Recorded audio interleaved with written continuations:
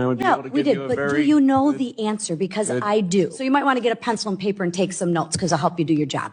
The federal government spent over $66 billion on illegal immigrants in 2023, according to the Federation for American Immigration. Does anyone here want to guess how much we've spent on homeless veterans in 23? Guess? High? Well, let's just start. Higher, lower, the same? Anybody want to guess? Fractional.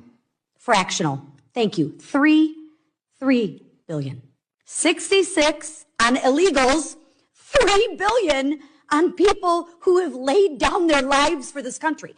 Can anyone explain up there why that makes sense?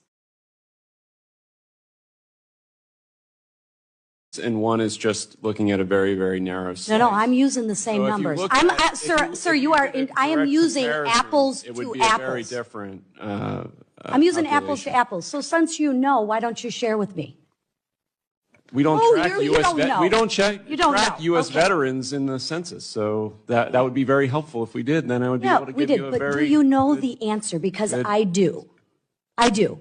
So I appreciate your opinion of which you have no facts on, but let me continue and let me educate you some more. The federal government, breaking that $66 billion down, let's look at what we fund. So you might want to get a pencil and paper and take some notes because I'll help you do your job.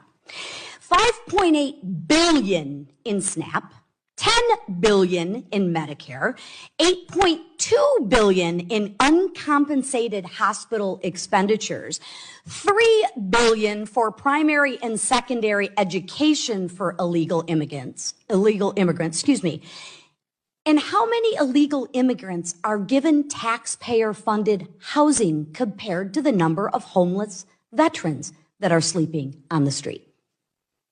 You don't know because you don't want to know. You don't want to see the numbers. Well, I do, and I can share with you the American people do. Because I'll share with you, the people in my district in Michigan of the 9th district, we care about our homeless veterans.